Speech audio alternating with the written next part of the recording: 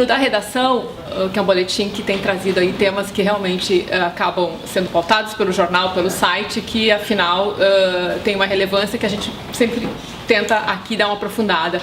2 convidados nessa terça-feira para participar dessa conversa: Bruno Ezeric, que é presidente do Sinep, que é o Sindicato dos Estabelecimentos, né, de Ensino Privado no Rio Grande do Sul; Amarildo Sensi, que é diretor do Simpro, que é o sindicato dos professores ligado a todo esse sistema privado de ensino, que a gente estava aqui dando uma dimensão, são mais de 300 mil alunos. O total educação básica e superior chega a 750 cerca de 300 mil no ensino universitário e professores cerca de 40 mil, considerando também os dois, né? E aí só no ensino superior tem como...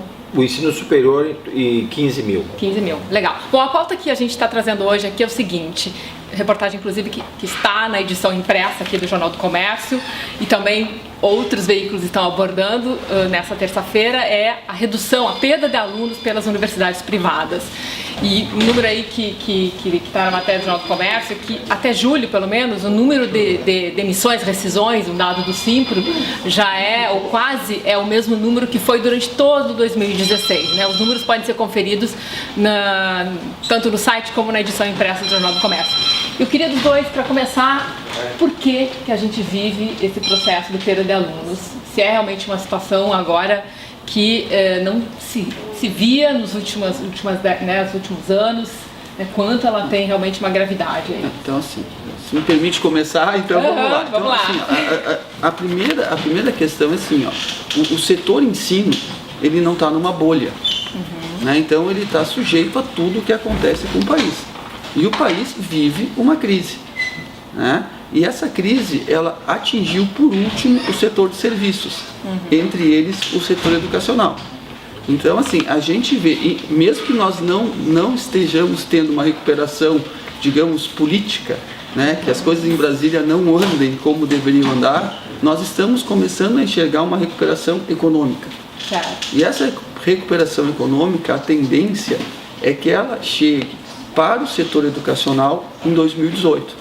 Então, essa é a tendência. A notícia boa, né, é que a gente enxerga uma luz no fim do túnel.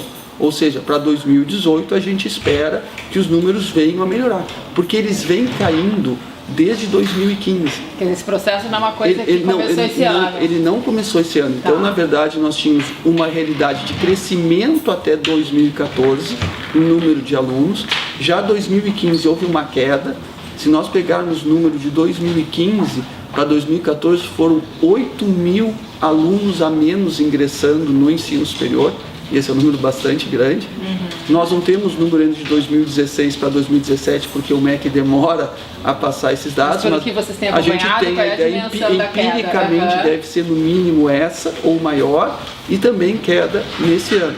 Então é todo um contexto, né? Mas eu acho que é só importante para poder complementar o seguinte: a última coisa que a instituição de ensino faz quando está numa crise é demitir o professor, porque por 2 motivos, né? O primeiro deles, o que é investido na formação desse professor. Esse professor, muitas vezes, ele fez um mestrado, ele fez um doutorado com investimento da instituição, e ele também tem já arraigado nele aqueles valores que a instituição tem. Então, ou seja, não é bom para a instituição. Esse é o primeiro motivo. E o segundo motivo muito importante é o custo Brasil. Sim, hoje, demitir alguém é um custo absurdo. E, Amarildo, as demissões, realmente é um fenômeno que vê o tamanho que a gente tem, os números de vocês aí são mais de 1.130 só de janeiro a julho, né? E aí já com uma previsão de mais ainda, né? E agendadas, né? É um processo, assim, como o Bruno traz, assim, quer dizer, se chegou talvez no nível mais agudo dessa crise, elas espelham isso? São variáveis, digamos assim, em que não se pode linearmente considerar que todas estão numa mesma situação. Existem instituições que ao longo desse período, dos últimos 3 anos, fizeram alguns ajustes em relação aos seus custos de folha. considerando a própria dinâmica do mercado, em que em algumas regiões do interior essa realidade ela se colocou antes, inclusive com a variável de redução de população em condições de frequentar a educação superior. Quando fala ajuste, é demissão mesmo, ela já começaram a ou com demitir. carga horária, ou com ajuste do quadro, com fechamento de alguns cursos em áreas que não há procura. Então as instituições, grosso modo, vão fazendo os ajustes que, à medida que os alunos forem aumentando ou reduzindo, a primeira repercussão, né, Bruno, ela se dá, na verdade, no cômputo da carga horária contratada. Então, considerando que há exigências do ponto de vista de que uma relação de professor, total de professores para 40 horas, também há ajustes nos 40 horas. Certo. O que é o caso, objetivamente, hoje da própria Pontifícia Universidade Católica, que faz ajustes também nos tempos integrais, porque tem uma relação de exigência, número total de professores para o número de 40 horas. Mas eu queria chamar a atenção no seguinte, que o Bruno fez referência aqui, presidente do Cinep. Existem variáveis na diminuição de alunos. Existe crise, sim, o que afasta invariavelmente uma parte da população que tem baixa capacidade de pagamento, e ela está combinada com uma redução de políticas públicas, mais recentemente, que tiram a condição do aluno estudar. Que é a questão, por exemplo, do FIES. Do né? FIES, As instituições, eu acho que trouxeram bem repensar fortemente. o ProUni, agora o novo programa do FIES, que tira da região sul, por exemplo, uma quantidade bastante Qual é a significativa. estimativa que sai de recursos? O que acontece é que o FIES 2018, que foi lançado agora, né, ele prevê 3 planos. O plano com juros zero, né, o plano com juros de 3% e um plano com juros que não sabe de quanto vai ser ainda. Sim. E tem a história do tipo consignado da... Mas o que acontece? Né? Esse plano de juros de 3% não vale para a região sul. É importante dizer que já... A região sul então, dos 300 mil alunos, não vai ficar para toda a região sul, não muito mais que... Quer dizer que se está desse jeito vai piorar? Vai. Infelizmente, a política pública sim, né, Mario? A política Mas isso pública impacta, porque a gente sabe que o FIES, eu não sei hoje, se vocês têm dados, o que ele significa, aqui. né? Não, eu posso dizer assim, só, Amarildo, até porque tu disse assim, ó, eu não tenho o Rio Grande do Sul, mas eu tenho o Brasil, tá? Eu vou pegar o pico. O pico foi 2014. Em 2014, nós tivemos 732 mil financiamentos novos. 2015, Brasil. 2015 caiu para 311 mil. 2016 caiu para 204 mil. 2017 nós tivemos no primeiro semestre 118 mil e agora estão sendo oferecidos mais 75 mil. Ou seja, nós devemos fechar menos de 200 mil novos financiamentos esse ano. O problema do FIES é que ela tem que ser uma política de Estado e não política de governo. Que, aliás, é um tema que não só a educação e várias áreas a gente vê. Mas a questão, por exemplo... E ainda queria acrescentar dessas variáveis que há no Rio Grande do Sul uma presença importante já de instituições com modalidade IAD, sim, que é uma tendência 100%, que é uma tendência que vai crescer e que desloca uma parte dos estudantes do presencial para essa modalidade. Mas nessas emissões vocês entendem que também tem ajuste em relação a isso ou não? Agora é reduzir despesa? Digamos que há reflexos. Agora, não é a principal. Não é a principal, mas é um conjunto de situações em que está aí também uma realidade. Porque a gente tem nesse cômputo da totalidade dos alunos, não é? Dizer que na década do 2000 para cá aumentou. Exato, a gente tinha uma realidade no início da década de 2000 e 2002, 2004 e tal, um total de 170, 180 mil alunos na educação superior e se saltou lá para quase 400 mil alunos. Então há um crescimento significativo.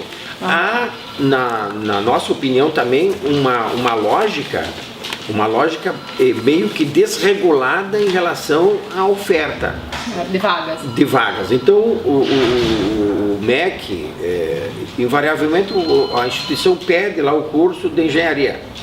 Todos têm curso de engenharia.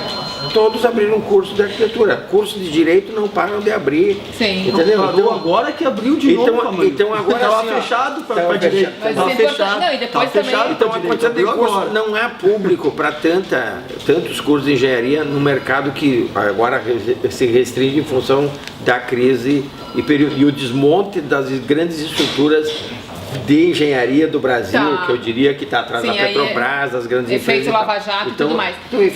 Então, assim, ó, existe um ajuste do próprio mercado com capacidade de pagamento. Existe uma geração de estudantes que ainda tem um potencial para aumentar, até uns 20% pelo menos, hoje estamos na faixa dos 14,5%, 15%, teria ainda um crescimento de 15% em condições. E não vamos chegar nos 33 que prevê o Plano Nacional de Educação. Difícil, Jovens até e porque, ensino superior. até porque Exatamente. foram Não cortados vamos agora chegar. as verbas para a Vai até educação. 2020, quer dizer, nós Não estamos há vai 2 chegar, anos. não vai chegar. A gente vai... pode Então, falar. só queria completar. Então, as rescisões e o que nos impressiona é assim, tá bem, ajustes e tal, mas algumas instituições fazem opções e investimentos em áreas que não é a atividade fim da instituição. Isso eu quero E a entrar. segunda questão é que quando se fazem os ajustes, em certa medida, algumas instituições, como é o exemplo que a gente está agora criticando, se faz em cima dos quadros mais qualificados. Como que olha para uma planilha e diz, mas como é que vamos enxugar essa folha e reduzir essa folha? Corta esse salário. Nessa questão que tu trouxe agora, marido, eu queria pegar especificamente os números, só pra gente, assim, rapidamente situar quem tá acompanhando, né? Total de rescisões, números do Simpro, tá? Total de rescisões de efetivar. A gente confia nos números do Sim. A gente também. Total de rescisões de dezembro de 2016 a julho de 2017, 4.738, quer dizer, demissões, né? Isso em todo o ensino, tá? Tanto Todo básico como superior no Rio Grande do Sul. No superior foram 1.288, desse total de quase 5.000. Aí a gente tem agora, nesse período agora de janeiro, né, acho que a julho, que daí é mais de quase 1.300, né, e já com agendamentos aí, já nessa largada do segundo semestre, Sim. que aí que a coisa, né, ensino superior tem essa característica. Sim. E a gente tem algumas, assim, instituições, assim, que tem gerado bastante, assim, comentário em redes sociais, né, até pela proximidade, pelo impacto dela, por exemplo, que a gente vê na Pontifícia Universidade Católica, na PUC, né. Eu queria saber, assim, a gente falou de crise, a gente falou da questão da capacidade de pagamento.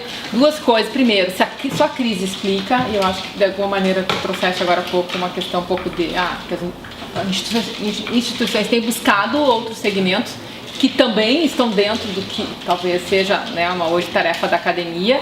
E também, assim, a gente não viu muito ajuste de preços, quer dizer, muitos, né, a gente vê que as mensalidades em alguns cursos continuam assim sendo ajustados e tal.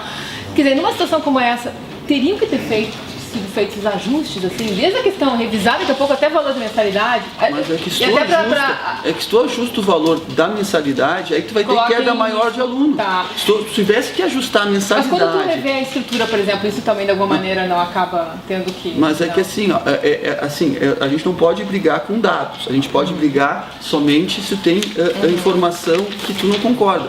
E eu não consigo entender que uma instituição de ensino superior, ela vai se desfazer dos seus quadros mais importantes. Porque isso é um tiro no pé. Não, eu não posso concordar com isso. É pena que a PUC não está aqui, que está sendo citada para poder falar. Mas eu não acho coerente uma instituição de ensino que aposta em qualidade está se desfazendo dos seus melhores quadros. Eu não sei se essa é uma realidade. A realidade a gente também não tem, exatamente. A realidade é o número de demissões. No geral das demissões. Exatamente. Agora, e quantas contratações estão sendo feitas? Na verdade, acredito que tem que ser contratado. Não, tem que contratar, porque não é só demitir, porque na verdade tu precisa, de repente, podem ser professores que não estão se adequando a uma nova realidade. Então, muitas vezes, nós temos que ver, e aqui, ninguém aqui defende demissões, ninguém aqui quer que alguém perca o emprego. Mas vamos lá, será que essa pessoa, ela está se adequando às novas características, ela está se qualificando, será que era mais qualificada? Aqui nós temos número de demissões. Certo. A gente não tem isso. Bom, desses 1.200, 1.000 eram doutores, 500 eram mestres, 100 eram graduados. Temos um acompanhamento, felizmente, viu, Bruno? É importante. Não só número, porque a gente faz a gente no sindicato tem um acompanhamento muito profissionalizado, com assistência, com psicólogo, com pessoas que dão a cobertura, que falam com os professores, que recepciona, além da parte mais da rescisão propriamente dita. E essa é uma cláusula que eu acho que é um grande avanço que a gente tem no Rio Grande do Sul, que dos sindicatos realizarem as rescisões, porque aí você tem um panorama mais exato do qual o perfil. E hoje qual é o então assim, esses grandes números de algumas instituições que algumas aconteceram em 2015, em 2014, né, outras instituições fizeram isso 2 anos atrás. Elas realmente cortam áreas importantes e setores onde os professores realmente são qualificados. Claro, aí tem o problema da demanda. Não é aquela área, aquele curso não tem mais aquela demanda. É porque a impressão que eu tenho é que quando você retira uma capacidade mas vê bem assim, ó, o que a gente questiona, é que por vezes os professores são desligados, são rescindidos, né? Mas algumas estruturas, às vezes faraônicas, investimentos que foram feitos, onde se enterraram milhões. Onde aconteceu isso? Da atividade de e-mail, né? Elas acontecem, estão lá. É só. Você não acha que vamos derrubar os prédios, eu não estou entendendo. Eu estou dizendo assim, ó, que do ponto de vista objetivo, o que o sindicato defende? Que se invista na atividade de fim de uma instituição. Mas a gente vê também... não, mas assim, só para completar, porque aí, na velha regra, quando dá crise, você corta. Quando vai optar em cortar... O último corte é professor. A tendência... Não, mas a carga horária. Você reconheceu que é o reflexo, primeiro é a carga horária. Primeiro reduz carga horária. Porque aí não tem corte. Inclusive a gente tem até uma cláusula que permite essa possibilidade de redução, no caso de redução de alunos e turmas. Mas algumas instituições, é nisso que eu quero me referir, tem uma visão muito autoritária, eu diria, da relação. Tipo assim, eu acho que o mercado nunca vai chegar na minha realidade, né? Faz um movimento assim de não precisa de ninguém. Então, assim, às vezes essa realidade cobra o seu preço. Porque, assim, essa questão... E o sindicato sempre esteve aberto para... Em relação a ter estruturas que, de repente, poderiam não ser compatíveis ou estarem desconectadas do que seria, né, a parte do ensino superior. Como é que o senhor avalia isso? Tem, que aí me remete a uma questão, um problema de gestão, por exemplo, porque, não, assim, pelo que a gente acompanha, hoje, investimentos que acontecem em impulso a áreas de inovação, tecnologia, eu acho que também é um tema super importante, porque impacta na evolução da própria sociedade. O senhor acha que também, além de crise, né, que foi colocado aqui, há também questão de gestão desse negócio, ensino superior, do ponto de vista de como sustentar isso? No geral, olhando assim, porque não é o caso, a gente não tem só Porto Alegre, a gente tem outros lugares também. Eu acho que seria temerário. Temerário ter uma resposta em relação a isso. Eu confio nas gestões, o Sinep não tem gerência sobre isso, né? Nós não temos como afirmar. O que o Sinep faz é proporcionar aos seus associados formação, tanto na área pedagógica como na área de gestão. Então o Sinep ele proporciona aos seus associados ferramentas e assessoria. Porque hoje nessa área, o ensino superior ele ganhou outras dimensões realmente, assim, ele não é mais porque ele é o ensino muito, estrito. Porque nós temos muitos players, nós temos hoje, o Amarildo falou há pouco sobre o próprio EAD. Né? Saiu agora uma nova regulamentação onde nós vamos ter milhares de polos aqui no Rio Grande do Sul. Então, assim, o mercado ele está evoluindo. Quem vai montar? Mas é muito interessante, assim, eu sei que eu e o marido temos opiniões que não são muito concordantes. A gente quer regulamentar. Mas é interessante que esses polos, assim, o que o MEC determinou agora? Quanto maior é o conceito de um curso, por exemplo, que vai de 1 a 5, maior é o número de polos que esse curso pode ter. Então, olha, já tem uma questão interessante. Nós estamos regulando, então, quanto melhor a avaliação de um curso, mais polos ele pode ter. Então, assim, o que nós temos que nos dar conta é assim, e aqui, voltando à questão, ninguém que é demitido, né, achou que foi demitido justamente. Né? Não, mas eu era o melhor profissional, eu sou imprescindível, né? Então, assim, se a instituição tomou essa decisão, é porque não havia outra coisa para fazer. Eu tenho que insistir nisso, Sim. porque assim, ó, e o mercado, ele vai continuar se movendo. E tem que ter regulação, mas nós temos que cuidar com a regulação, porque nós não podemos confundir regulação com engessamento.